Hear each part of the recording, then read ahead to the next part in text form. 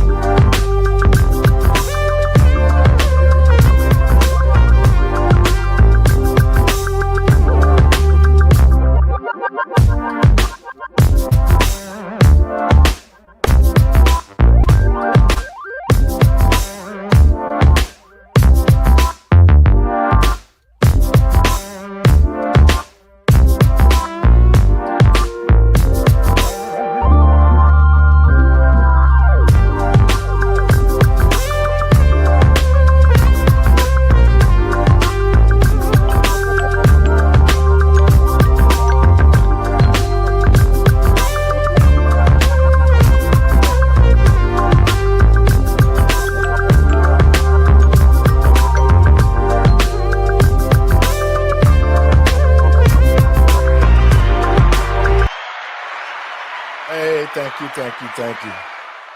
And welcome, folks, to the talk show, Let the Truth Be Told. I'm your host, Pastor David. And, folks, we got a conversation we got to have today. The Chicago Mayor, Brandon Johnson, has gotten in trouble. But first, let me give all praises to God and my Lord and Savior, Yahshua of Nazareth, who made it possible for me to be here and everybody else. Listen, to the people of Chicago and to the state of Illinois. Brandon Johnson has really lost his mind for the simple fact that the money that he stole, the lies that he has told is starting to catch up with him. He has also lost the trust of his own party. Now the Democrats are looking for ways to get rid of him. So what we're going to explore today, we're going to talk a little bit about some of the things that he has done and the problems that he has. But first, let me get my co-host in. Let me get Doc in. Hey, Doc. Hey, how you doing? Welcome to the show. Thank you for having me. Listen, the mayor here in Chicago has lost confidence in everything he has done. He has got down with the migrants, and the migrants have cost us $400 million. I just did a little search on that. Wow. And that money could have been used for the citizens here in Chicago. Correct. But he continues to try to downplay it as if, he has done nothing wrong, and yet he's doing a good job, and he keep coming up with my crime is low, this and that and low. But the people of Chicago are facing high taxes. They're facing crimes that the migrants are doing. It's been a total loss for the city of Chicago and the state of Illinois with Brandon Johnson and J.B. Pritzker, who are destroying this state and destroying our city. Your thoughts on that, Doc? Well, good morning. And again, thank you for having me on the show. And hey, everybody out there. Well, what's happening is it's become more about party and less about the constituents that put him in office, him and J.B. Pritzker. And this is something that I'm noticing. And it's not just the Democrats, it's the Republicans as well. Because, where are the Republicans to really speak up on behalf of the citizens of Chicago? I have yet to see any Republicans in Illinois speak really, truly out against Brandon Johnson. I mean, are they supporting him in the background? Where are they? I guess that's my question. Well, the problem is that the Republican Party here in Chicago is null and void. Most of them are rhinos. They have not stepped up to the plate. These are Democrats posing as Republicans. And that's why we see the problems that we're seeing today, is because if the Republican Party was true to who they are, they would have intervened a long time ago and brought Right. federal help into this state and into Mhm. the city so that we could get some things done properly the right way. Yeah. But now that this thing has gotten so far out of hand, they are really trying to speak up now. But like I said, there's a lot of rhinos here, and they really don't have the citizens' best interests at hand. It's about power. These are Democrats posing as Republicans. And so this is the reason why we're in this situation. But Doc, I got a clip I want to play right quick. We can take a look at that. All City right. of Chicago already dealing with a massive budget gap this year of almost $1 billion. And now Mayor Brandon Johnson is warning the problem is not going away next year or even the year after. And he's putting together a working group to investigate that ongoing crisis. NBC5's Christian Farr has reaction. Mayor Brandon Johnson received a round of applause after signing an executive order that will launch a working group charged with investigating the city's ongoing budget issues. Besides this year's budget deficit, the mayor's office says the city is facing a projected gap of $1.12 billion next year and $1.32 billion in 2027. Largely due to the rising personnel, pension, and contractual costs that we have. At the same time, we face unprecedented threats from the federal government. Fiscal watchdog group called Center for Tax and Budget Accountability sees this as a solid move by the Johnson administration, stressing that the city's budget gap issues have been a problem that were created by. Doc, I want to stop that right there for a second.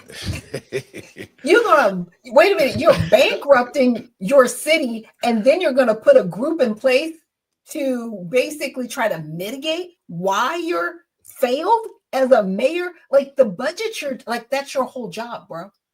Like Well, that is literally your job to Well, oversee that.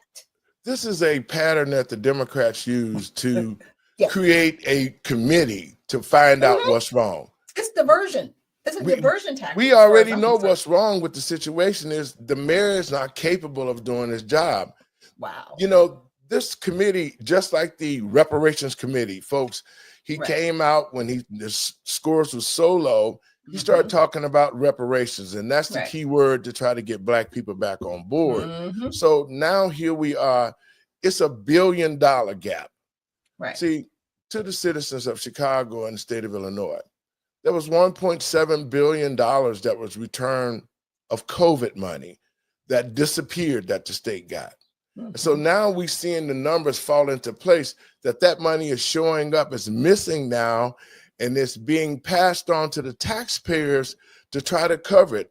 This is another way Brandon Johnson and J.B. Pritzker have continued to try to cover themselves for the money they've taken, and they're trying to keep the money now that the federal government is saying, we want to take our money back. We want to stop things going on here in Illinois until we find out exactly what's going on. And that's what they did, because I saw Elon Musk did a Doge on this apartment complex on the west side because of the fifth development. And they're finding money missing. It's so much money that have been allocated to this thing. Brandon Johnson could be going to jail just for that itself. Wow. Your thoughts, Okay. Doc? Well, it's a diversion tactic to put in place a committee. And to your point, this is a Democratic move and tactic. I mean, even Governor Newsom has done it within his state as governor. Everybody's like, okay, you need to do something different. And so they will put in place these task force or committees as if they're really going to do something and change something. No, they're not. They're just trying to cover their tracks. Okay. They're just trying to cover up the fact that they've done illegal activity, or they've completely, trounced their budget and not done their job as the officials they were supposed to for the people of the state or city that they represent. I remember when Brandon Johnson, was bidding for mayor of Chicago after Lightfoot.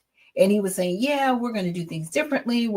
So I can understand why people actually believed him that he was going to do better. And he's done far more worse than she could have ever done. But she set him up to Yes, she do did. what he's doing right now. And it's just really sad that both parties really don't have the constituents in mind with the way they're moving forward with their agenda. Well, to the people of Chicago, this is another gaslighting situation It is that Brandon completely. Johnson is doing to try to throw off the real problem. And the Mhm. real problem is that he spent remember the $175 million that he was begging for the school Right, board? right. That money now has went up to $400 million. He is giving $400 million to illegal aliens here just to get them here to Chicago. The taxpayers' money is like, it's unfathomable. It's just crazy, the fact that what he has done. But Mhm. just like I said before, they all had an agenda.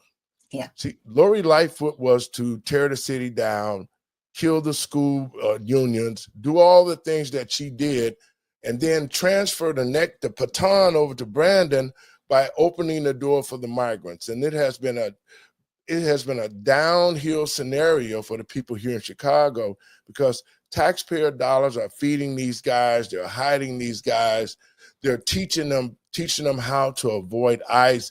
I mean, all of these things are coming back to bite him right now. And this Mhm. is the reason why he's trying to say, well, to the people of Chicago, crime is low. Crime is not low in Chicago. They don't want to give the real numbers. And so for him to do what he's doing right now is really a slap in the face to the people of Chicago, saying he Mhm. want to create a committee. Let's finish a little more of this. One previous administration. This is getting all the stakeholders at the table that really should be involved in trying to help inform the city resolve its long-term fiscal problems. You have the business community will be there, the labor community will be there. The cuts are going to be deep. The impact on workers are going to be harsh. Alderman Ray Lopez and other critics of the mayor say he should have put this working group together at the beginning of his administration. Alderman Lopez says the city has an ongoing spending problem right now that needs to be addressed in order to control the continuing deficit. That's his own fiscal mismanagement on full display right now. And to say that you're going to bring some working group together when you've had aldermen try to tell you and sound the alarm for your entire tenure at this point only tells me that you're now just trying to cover your rear end, because you know that you cannot hide and lie any longer. According to the executive order, this working group should have a preliminary report completed by the end of August this year, and a final comprehensive report is due by May 2026. In Streeterville, Christian Farr, NBC5 News. Your thoughts, Doc? Well, it was like I said, he's trying to cover his rear end. Yes. And those are facts. Those are Yes. just the facts. And it's really sad, because this is a pattern of behavior by the Democratic Party all over the country. This Yes. is what they do. And to your point, the rhinos are helping facilitate this, Yes, they because are. there's no one standing up on behalf of the constituents there to say, hey, this is wrong. We're in too deep over our heads and we need to stop this. They continue to put these committees in place to save their rear end. Well, Doc, that's the reason why we do this show, so we can get Yeah. the real numbers. We can get truth to the American people, especially the Yes. people here in Chicago, about what's going on, because he has really, really put himself in a position to be impeached. And we have here in Chicago, I want to say this, it's every man for themselves, Doc. And it's sad.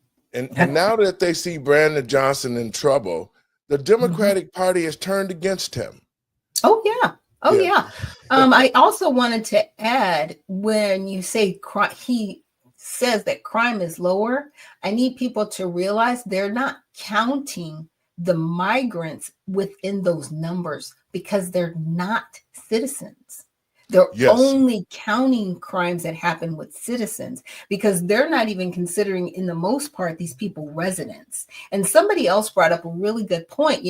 There's going to be another census possibly done. And I want to say that was Marjorie Taylor Greene. And she was talking about how, Democrats will try to gerrymander and redistrict based on the numbers that they have to get more representation in the House. And if they do that, it's going to gain them 20 more seats in the areas where they have these illegal migrants. Because see, the census doesn't necessarily count citizens, it counts residency. And that's where we really have to go, okay, no, you cannot be counted in the census if you are a resident because you may not be here legally. So therefore you can't be counted. But this is what the Democratic Party is trying to do. Well, they use the play on words. You know what I'm saying? They're saying, Absolutely. well, you know what? These are not citizens, but they're residents. Residents. See, that's the big difference. And that's how they're trying to justify this is a resident of the state of Illinois. Even though they're illegal, they are not even residents of the state, but they are illegal. And this is what's happening to here in Chicago. And I just think that if the citizens have woke up. We see people like Danielle Carter, myself, and those who are watching this thing closely saying to the citizen of Chicago, it's time for a change. It's time for us to get away from under the thumb of Brandon Johnson. And that's the reason why I'm running for mayor of 2027.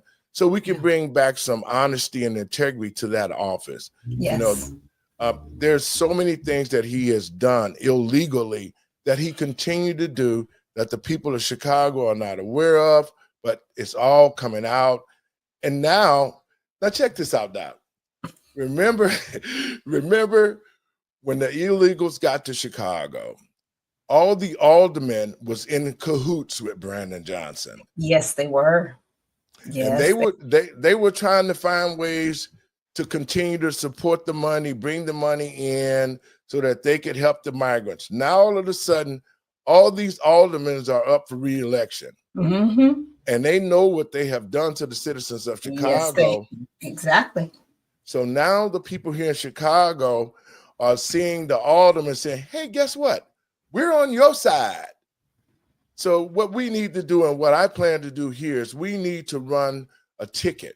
All of those aldermen who have been with the mayor all this time, the lying, the cheating, the stealing, now they're turning against Brandon Johnson because they know they want to be reelected. Your thoughts on that? Well, you know, you just have to point these people out. And to your point, run as a ticket and find people who have trust in the community, not to do wrong by the people, but to do right by the citizens of Chicago. Because see, Cook County, look, they made a whole musical about it called Chicago on purpose. I mean, they Murderous Row. Like there's so many songs. And I know that they weren't trying to make fun of Chicago, but they pointed out the criminal activity way back then. This has been going on for well over a century within Chicago. And it's so sad that criminal behavior has gotten such a foothold into one county in particular within all the United States that's known for criminal activity. It's time for a change. And it's time for a rebranding of Chicago, right? To be on the other side of the criminal behavior. That's all I'm saying. It's time for a change. Well, Doc, listen, we going to revisit Brandon Johnson, but now to the American people and patriots across this country, let's switch gears. All right. Now, the Democrats was crying about China. They was crying about the Ukraine. They said the tariffs will never work, that we would be in hot Kemp, whatever. And it has not happened. President Trump has already made a deal with the Ukraine that's going to be successful. They bring economic backs to the United States. The Democrats said that will never happen. The tariffs are going to destroy us. Yes. He also did a big trade deal with China. Now, when he came against China, they were saying, well, this is the end of Trump. Trump has done this, China this. China buckled. Yes, they did. Those high tariffs cost them because it's just simple. See, China doesn't allow American goods to be sold in China. That's right. But everything that China sells in America makes trillions and trillions of dollars off of it. And under Joe Biden, China did whatever they wanted to do because they knew Joe was not strong enough to stand or do any dealing because the American people was not behind him. But now that Trump had stepped into the middle of this thing, he's got the deal with China. He has done the deal with the Ukraine, and he also did a deal with the Saudi Arabia. Now, those are wins. Yeah, they are. And the fact of the matter is that one of the Saudi states wanted to give the United States a jet. Now, we want to hit that right quick. a Okay. plane and so forth. Qatar. And that, yeah, in Qatar. But the sad thing of it is the Democrats are kicking against it, saying, well, you know, you can't do this, you can't do that. If it's a gift, and all of them can receive gifts, just like Brandon Johnson receiving gifts from different companies and different, you know, things that were sent to him. So this is the big kick now. They're saying he shouldn't have accepted, he shouldn't do this. But why not? Why shouldn't we accept this jet? Well, this isn't the first time that Qatar has given gifts to the United States. But, you know, when you're given a gift like this, there's always that question of, is this a quid pro quo situation? What do you want, Qatar? You know, but here's the thing. They're not giving it to President Trump individually. It's actually a gift to the government. Yes. It went through the process of the DOD. So it went through the Department of Defense saying, hey, we want to give this to you as a gift. And me, you know, I'm a paralegal. I work for a high-end company, and we could only get something worth $25. And Right. it was always, who's giving you the gift? Why are they giving you the gift? What is their intention behind it? And will later on, they'll say, okay, we gave you this, we need this in return. And I think that's the lingering question for those asking, why would they just all of a sudden give a $400 million gift? Now, if this was like the last 6 months in 2028, I really wouldn't raise an eyebrow. I'd be like, okay, cool. It's on its way out. It's going to go to the presidential library, whatever. This is at the beginning of his second term. And I'm like, okay, what you want? what you want, bro? $400 million? You want something? You're not saying it right now, but I've never known Qatar to really ask for anything. Now, they do work with the United States. I have a cousin. She actually, you know, got a job over in Qatar, and she was there for a little over a year, and it was great. She really enjoyed it. But it's looking at, okay, is anything in the relationship going to change because of this plane? I think that's the bigger question.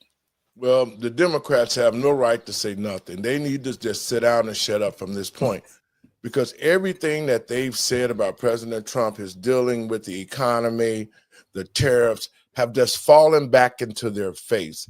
And the real things we need to be talking about is some arrest warrants for all those who did what they did and committed treason to this country under the Democratic Party. Now, to the American people and patriots across this country, I want to play a clip, because we went from 16% inflation under the Biden administration, and in the month of April, it went down to 2.3%. Let's play this clip right quick.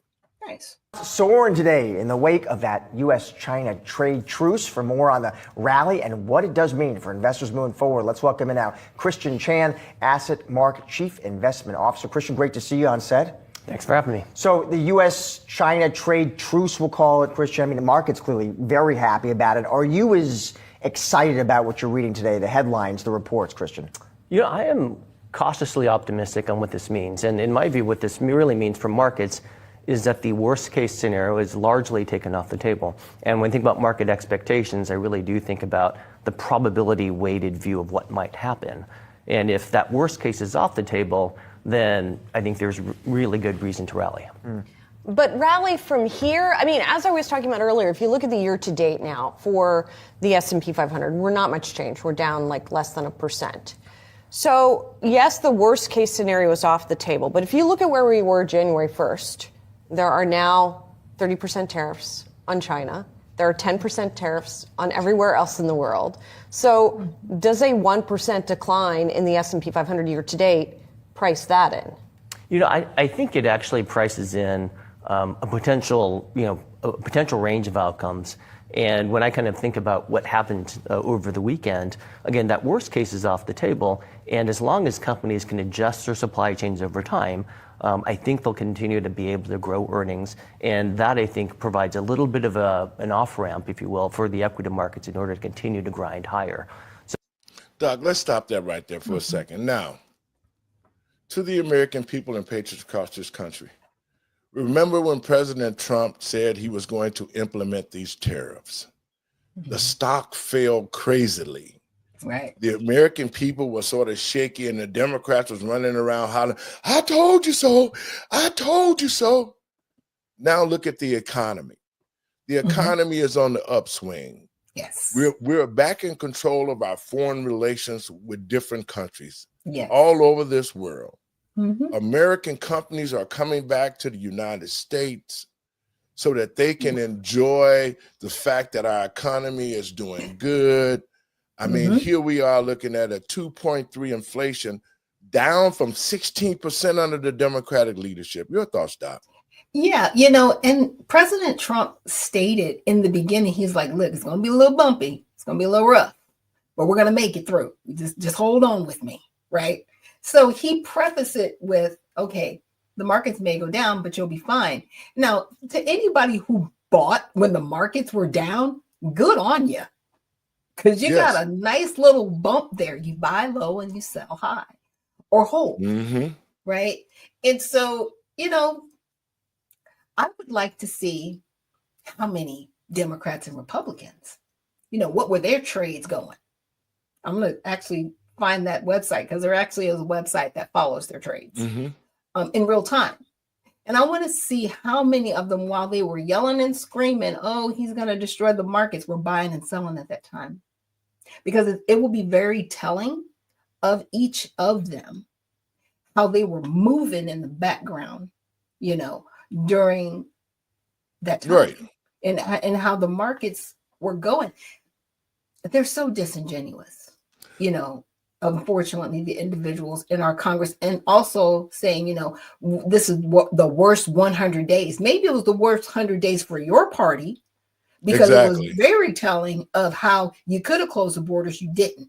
How you don't want to take men out of women's sports when you have the opportunity. You know, that was their job. Their job was to create this whole facade as if, you know, our world needed to be changed. Right. They wanted to change the identity of our children. They wanted to change the identity of the American people. And yet that was a failed attempt. But as long as they were in power, they were force feeding it. They was pushing it down everybody's throat, and they was complaining. I'm so sick of them. Everything that happens, they bring President Trump. It's like Trump this. They are not talking. The Democratic Party is not talking about any ways to make America great. They're talking about ways on how they can hate Trump. And that has been their message to the American people. We just hate Trump. We don't care how well he does. We don't care if he turned this whole country around. We don't care about that. We just want the American people to hate him. What are your thoughts on that? Yeah, I mean, that's all they have, right? And, you know, I saw a video earlier this week with David Hogg, and he, you know, he's now leading the Democratic Party within their convention. I was like, you know what? And I said, you know, if there's anything that the Democratic Party can do right now, is they really need to go grassroots and talk to the constituents and find out what they really need. Because right now they're at a level where they're truly elitist, and they're like, we'll tell you what you need. They're not asking what people need and what people want. And that's really where they need to turn the corner. But hey, don't listen to me. It's cool. Don't. Because you're going to find yourself out of a job in 2026. And that's for the Republicans as well. You know, Redemption Party, we're here. Check us out. Just saying. Listen, to the American people and patriots across this country, now that we can see, even to the Democratic citizens in this country, you can see the change at the grocery store. Prices are down. Gas prices are down. Oil prices are down. Everything that Trump said he was going to do, he has done it. 99% closure of the borders. There's no more crossing like it was a million. We got over 20-some million illegals in this country. And it was all done by Joe Biden and Kamala Harris, the borders are, when she opened up the borders and let them in here. And now we can see the reprise of our country with President Trump making a deal with the Arabs. Now our economy is starting to go up instead of go down. So I want to play a clip about the Consumer Price Index. Let's check this out, Doc.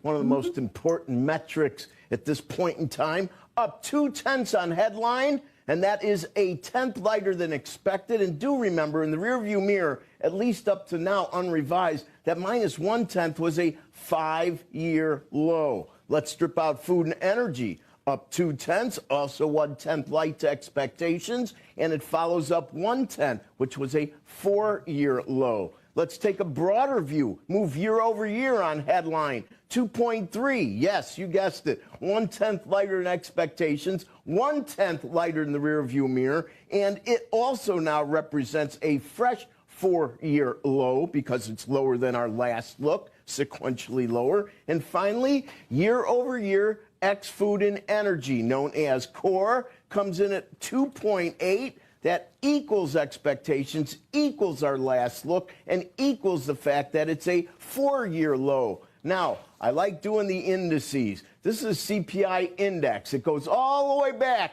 to 1913. Comes in at 320.795, a new all-time high. Pretty much happens every month. The index itself makes new highs. And if we look at core, which started in 1957, it comes in at 326.43, and you guessed it, another all-time forever high. We see that yields are moving down a bit because we have made progress. What the irony here is the rearview mirror, those rates were so much smaller 4 to 5 years in those interim periods at a time where the renewed Fed look on inflation due to potentially tariffs. We went a year and a half, Joe, where we really made no progress, but yet the Fed seemed to pretend we did. Now we're making real progress, and all anyone could talk about is inflation, inflation, inflation.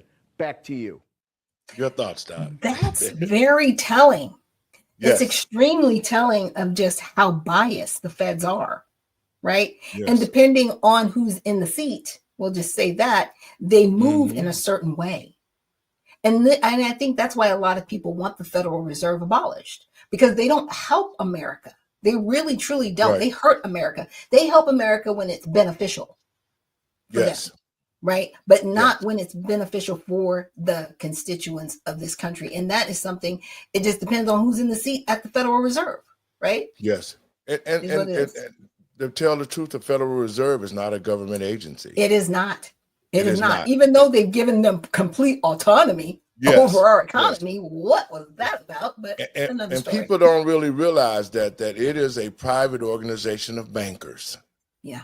And so the deceiving, the continuation of saying things what they are and they're not. So the point of it is President Trump is making leaps and bounds to regain our country control, to get our economy back to a place where we don't have to continue to worry about what it's going to cost. What did Barack Obama say about eggs are at an all-time high? Well, Barack, look at our country now being brought back to the way it used to be under the first Trump administration. And to the American people and patriots across this country, this is what we asked for. Wow. This is what the American people went to the polls and voted overwhelmingly to put Trump back in the office, to get our economy back on track. And he is definitely doing that. And we should be happy that he is.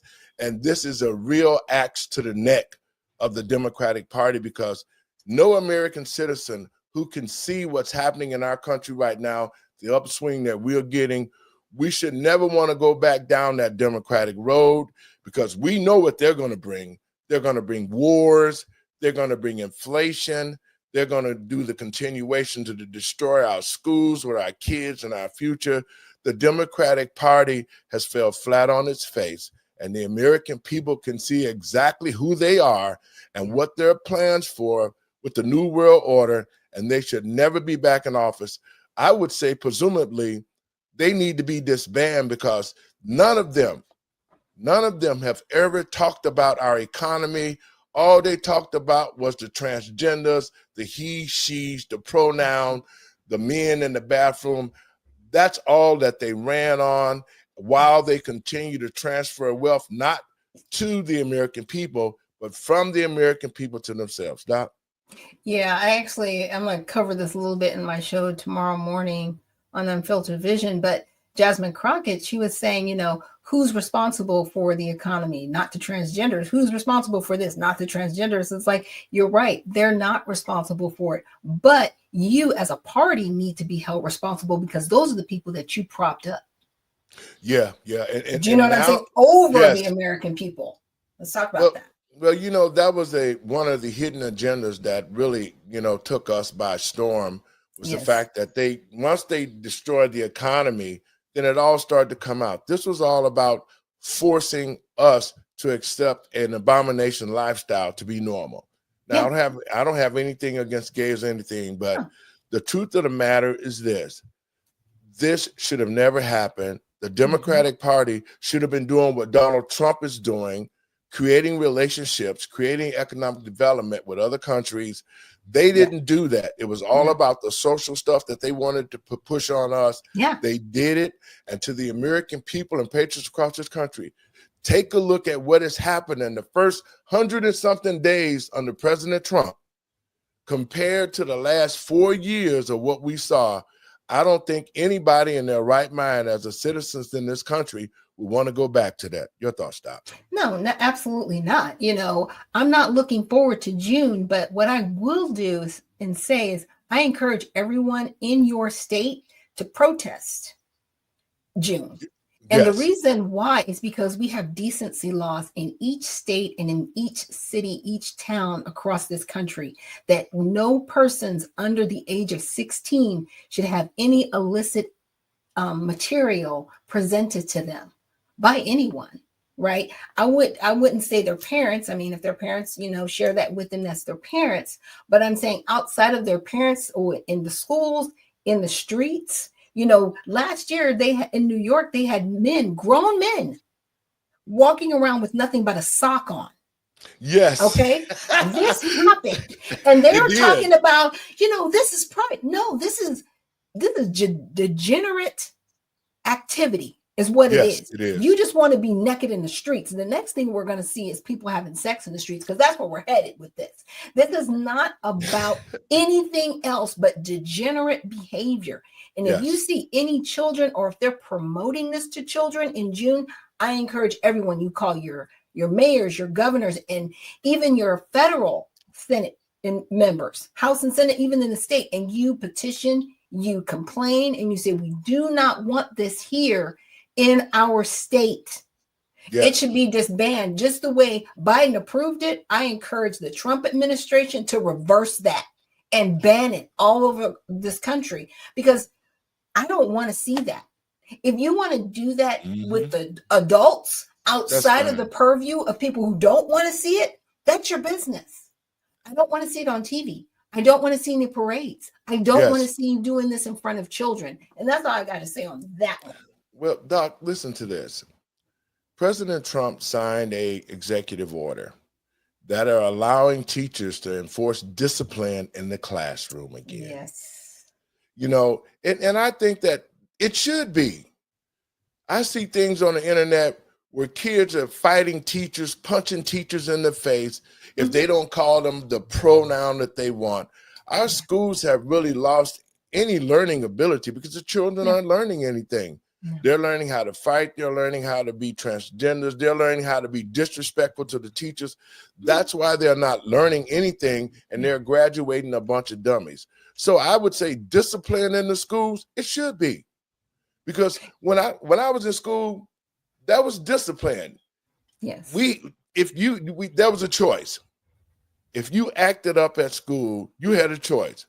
You could either go down to the disciplinary Mr. Tenny Breeny office and take your few squats on the butt, and then it didn't go to your parents where you was going to get a real beat down then. You know what I'm saying? Right. So this is in alignment with what giving parents back their power. To be able to discipline children in school is needed, because look at us. I got disciplined in school, and I graduated from high school at 15. So I learned something. I learned structure. I learned respect. Those are the things that we have to get back to teaching our children so that they can be somebody that can be fruitful in this country. Because right now, our children don't know anything. They can't count. They can't read. They're so disrespectful. That's why you see the teen takeovers here in Chicago with Black Lives Matter teaching them. All of these things need to be removed. Your thoughts, Doc? Yeah. And a lot of times when people hear discipline, they think corporal punishment. Discipline does not necessarily mean corporal punishment, but it does mean, yeah, there are going to be disciplinary tactics taken. When I was growing up, we had something called secondary school. And that's where all of the children who wouldn't listen to the teachers in our school went. And they went to a school where, they were handled in a different way. And I just remember some of those individuals, they still graduated on time. Yes. Right. And they actually had a lot more respect for the lives that they had and how they affected the community with their actions. They really were taught discipline in a way that they needed. We do have military schools. We do have, things in place for children that, maybe primary, the schools that they're going to, it might not be for them, but the children there that want to be there shouldn't have to suffer and be disregarded because of the children that need more attention and are acting out because they're not getting that attention at home, or whatever's going on with them mentally. They need a little bit more care in different areas, and we need to put people in place that are not going to encourage behavior that is not suited to them, which means, i.e., stop trying to turn every child into a transgender just because they can't sit still in class. Well, you know what? In our time, and I saw this coming, when there was children who were overly active. Yes, overly stimulated. Right. I had a nephew, Tavian Banks. When he was a kid, he was just always running around. And when he got in school, they was trying to say they wanted to put him on a Ritalin drug because he was excitable, And I told Tavian's mother, I said, don't do that. Don't let the school put your child on medicines because it will make them dorsal where they don't have no thoughts, they have nothing.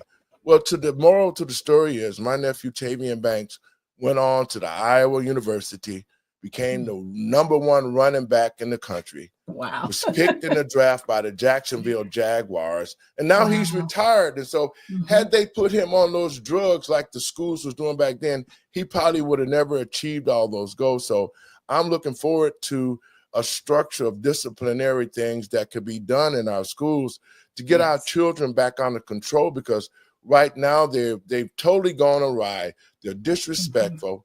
They have no ideas. They have no future. Most of them is not going to go to college because they're not going to be able to pass any entrance exams. They're not going to be able to do that because they're not educated enough. And it's so sad, Doc. I saw a show yesterday talking about lowering the standard of grading in the schools, so that if you got a child that's getting flunking out of school, they don't want that anymore. They don't want a grading tier. They want to just say every child should be given an opportunity, no matter how bad he is.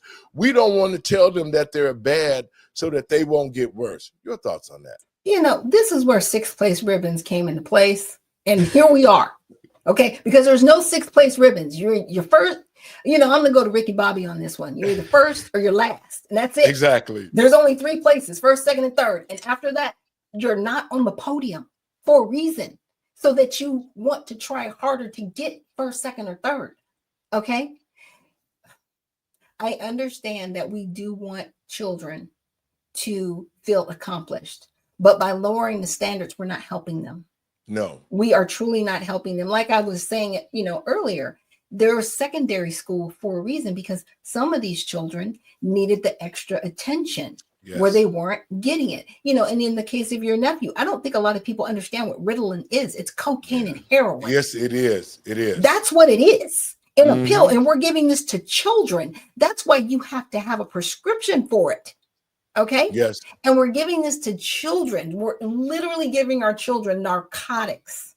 Yes. Okay. And no, it's destroying them psychologically. That's what it's really doing.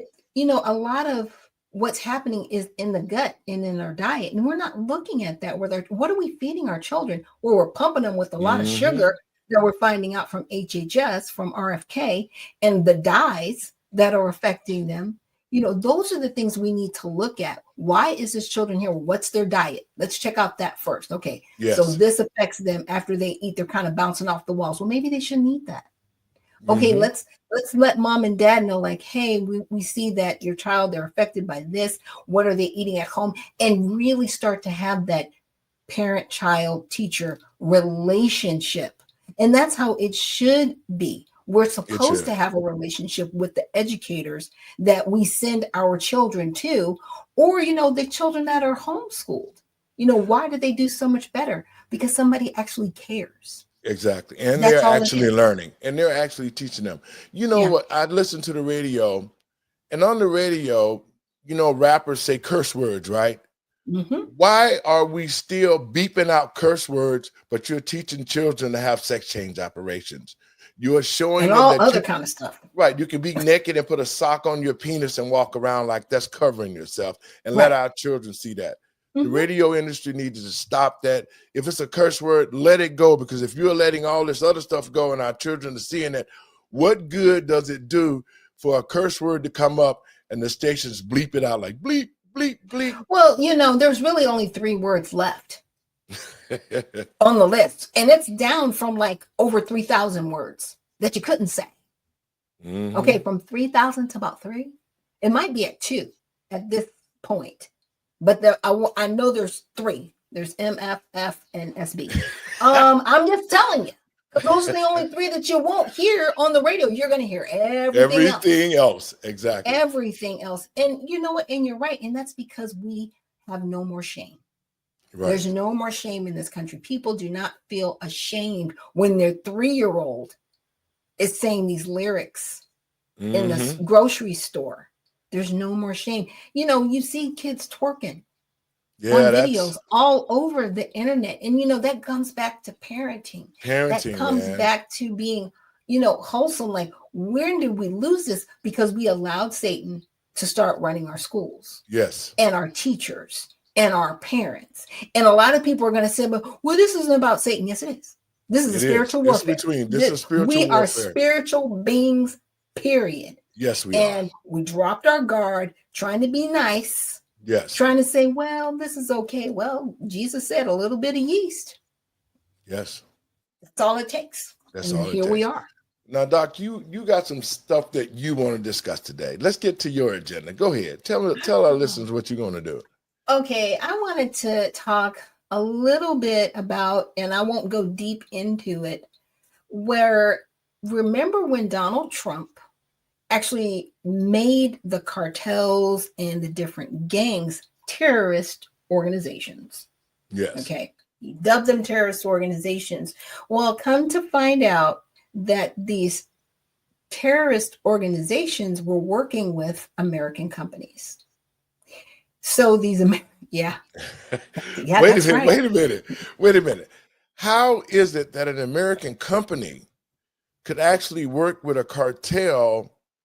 For what? That they're totally illegal. They're selling fentanyl. They're doing all these things. Explain that, Doc. Yes. So the American companies that were located like maybe in Mexico or some of the border states, they were working with the cartels to pay the cartels off so they could do business and have passage.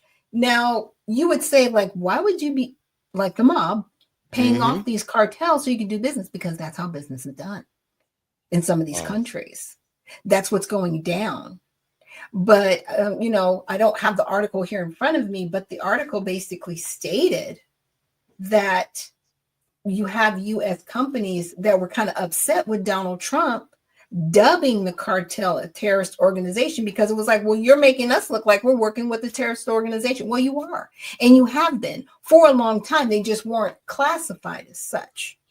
Yeah, you're going to have to stop working with the cartel. But then where does that leave you? And that was the bigger question in the article. It's like, oh my gosh, he's done this and it's left us wide open. It's like, wait a minute. Am I living in upside down land? Excuse me?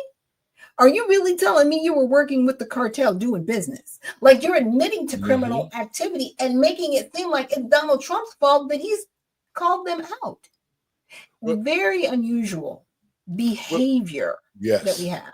Yep. And, the companies that are doing this should be held accountable because for the simple fact is this, President Trump has stepped in to the drug arena, to the pharmacies. He's lowering all sorts of medical costs for our citizens and our seniors. He's revamping things that have been in place. You know, the fact that they were using metformin for diabetes and all the insulin and all the prices were sky high. It was him who implemented that $35 piece that you couldn't go higher, because I'm a Medicare advisor. That happened under his first administration. Then Joe and them came up with the Inflation Act, and they've changed everything. They made seniors think that Trump didn't know what he was doing, but what Trump did was he rolled back all the stuff that the Democrats did, so the seniors can now get raises. They can get their medicines. Why in other countries that medicines are so low, and here in the United States they're sky high, and most seniors are on fixed incomes and they can't pay for it? Yeah, and I love what he did, because to your point, he's evening the playing field, but now Democrats are mad. I'm like, wait a minute. Wait a minute. He started it. You guys actually put it in the Inflation Reduction Act and lauded it and said, hey, look at what we're doing. But see, he's taking it one step further. He's saying we're going to pay what everybody else is paying. So if somebody's paying $2 for ivermectin, guess what? It's going to cost us $202 here, as opposed to $200 here, the way it is now. That's all he's doing. He's not saying we're going to just get insulin to $35, because that's all they kept touting, right? They only talked about insulin. They never talked about anything else. You know, medicines, because one of his, as he said, fat friends was using the fat drug, and they were paying Ozempic. Right. And his friend was saying, I was paying $1,300 in America, but I'm here in another country and it's only costing me, it's less than $60 here. Why? What's the issue? And so that's what he's doing. It's on everything, not just on a certain in particular prescription. Well, it's good that we got RFK in the position with the health that he is in, because Ozempic was a diabetes medicine. Yes. So how do you change from a diabetes medicine to a weight loss medicine? It was one of the side effects, but I would warn people, definitely check with your doctor, because it can cause thyroid cancer. That's one of the downsides. It can cause different heart issues if you have heart disease. And it also, the reason why you're losing so much weight is because it's eating away at your muscle. And so, it does. It eats away at your muscle. So if you were going to do something like this, I would implore people to get with the doctor, make sure you're using it maybe as a kickstart if you have a certain amount of weight and goal that you need to lose. And then from there, get into your healthy eating and exercise so that you can maintain the weight loss and not rely on it as weight loss. Because once you stop taking it, it's like everything else, you're going to gain it back. I had a friend of mine that was using the Ozempic for weight loss, and he lost quite a bit of weight. I mean, he had a bulging belly. He lost all of that. But then it was destroying his system. And then he had to get off of it. Now he's gained the weight back more than what he had before. Just saying. I'm just saying. With anything, especially with weight loss, because we do have an obesity problem here in the United States, and it's because of our diet. We have a SAD diet, the standard American diet, and everybody has to eat differently. I really appreciate RFK pointing out the seed oils and pointing out things that people can make small changes in the way they're eating now to just tweak it so you're eating better. No, you can't have pizza every day, but you can have it twice a month. You can't have certain things every day, but you can have them here and there. And it's balancing that out. And really, there are a lot of chemicals in the stuff that we eat. Yes. So I'm really appreciating how he's really cracking down on the FDA and saying, hey, there's certain things that we shouldn't be putting in our food supply that are banned in other countries. And we should really get to, go back to eating in a better way and just being healthy. Well, the older you get, the slower your metabolism comes. You don't work out as much as you should. And weight seems to pile on, the way I do it, man, I quit eating fried foods. I quit eating, I stopped a long time eating pork. Anything that was not good for me, I quit eating. And here at 68, I get up, I still do the same thing. I'm in the gym, bench pressing 260, hitting the bag, I'm running, I'm jumping rope. And I mean, my body is conformed to my workout now. It doesn't matter how old you get. Once your body is conditioned for a certain thing, then it will do it no matter what age you are until you just can't do it anymore. But Right. I think what RFK is doing is changing the way we eat, changing the way we think. And this is going to be good for the American citizens, especially our seniors. Doc? Yeah. Yeah. And you're right. You have to do it. Now, I'm a little bit less physical, as they say, because I have rods in my back. I have scoliosis, but I still have to make sure that I'm eating right, that, I am, doing the exercises that I can do. I have to have a little bit more safety again, because I have to protect my back, especially at my age of being 53. So, again, you have to have that self-care and take care of your human. You really, really do. Well, Doc, we're getting close to that old time on the wall. Okay. And I appreciate you coming. Talk a little bit more about your show, because we have launched, folks. You can go to our Roku channel. Yes. You can go to your home engine on your Roku, put in search and put in Let the Truth Be Told Networks, and you can find our channel right there, Doc. Go ahead. Yes. As the pastor was saying, I actually host Unfiltered Vision News on that Roku channel that we have, Let the Truth Be Told, and all of our different sub channels are there. We've got the PB&J Hour. Yes. And we also have Emerging Beyond with Dr. Spear. And I want to say we've got Raymond.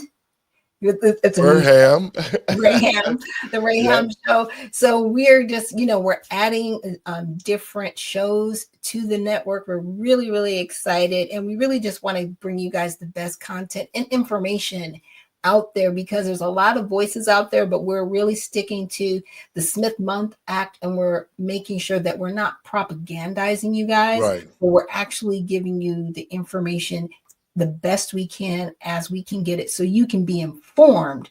And definitely check out Unfiltered Vision from 7 to 9 a.m. on the network.